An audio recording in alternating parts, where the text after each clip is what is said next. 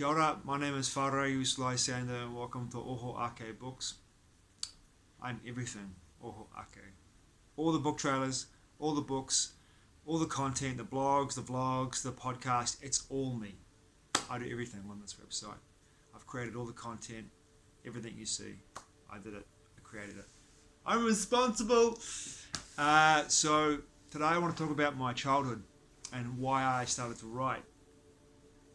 And where this writing process came from for me, and I feel as though this is really important for people to understand this, about why and how and where it all came from, and the need to express myself creatively in this way, which has been more pronounced and more poignant over the years through my conscious awakening. So I grew up in Auckland, West Auckland, in Turarangi. And my memory of my first 4 years was my father really loved me and spoilt me. But in my 4th to 5th year, that my father became a raging alcoholic. And his alcoholism made him very sick. And his frustration and his anger boiled up, and it became a geyser in our family, and our family became dysfunctional because of it. Now, as a child, to experience and grow up in an alcoholic family, or a family with an alcoholic, I should say, who was violent in a physical way and in a verbal way towards me, my mother, and my older sister, was very traumatic. I was a sponge for everything that happened to me and what I saw. On top of that, my neighbour molested me as a young boy from about 3 to 4 till 9 when I left the property and moved away from Turarangi into Avondale with my mother, and my parents got divorced. Or separated first and divorced. So for me, that whole time of living in Helling Street in Turarangi was a compounding of trauma, of behavioural patterns I saw and experienced and picked up on and was integrating through my father's actions, his words and his deeds. They all became downloads for me. I say downloads in regards to like a computing system, because to me they're all programs.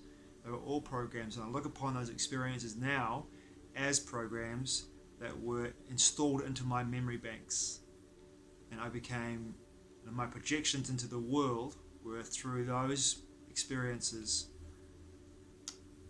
and those memories. So I was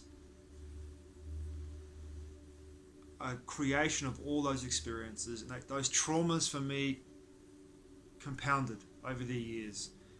And as my way of dealing with that, with my traumas from his experiences as a young child, and I was terrified most of the time of my father, absolutely terrified of him.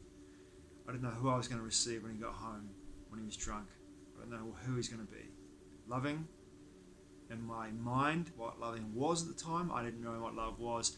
I knew what love was for the first 3 or 4 years of my life when I was spoiled, of course, and then of course I had my neighbour molesting me, so I didn't know if that was love or not. I had no idea, and a child should never be put through a situation where it experiences a sexual molestation, ever. So I didn't know if that was love to me. And my father's maliciousness, his vehemence, his use of language towards me and the things he blamed me for, and his actions towards me, was that love? I don't know. But all these experiences compounded for me. When they compounded with me in regards to my own personal trauma, it pressure cooked me into a situation where I began to disassociate from my body. And in that process of disassociation, I became very open to many, many, many things. My first experiences with spirit and with beings non-physical was very young. I blogged about the shadow being that I had attack me at my cousin's place. My father's family was Samoan Chinese, and they used to have parties once a week, usually on a Thursday night, strangely enough. All the cousins would come over, and the aunties and the uncles, and we'd go to someone's house and they'd proceed to get absolutely fucking tanked. Like, ridiculously pissed. And the guitars would come out and they'd be singing along, having a great time. All the cousins would go to bed and sleep top and tail in beds. So one night when I was about 6 or 7 years old, I was in my cousin Darren's bed in West Auckland in Green Bay. And I woke up paralysed from my neck down. My eyes could move, but nothing else could move.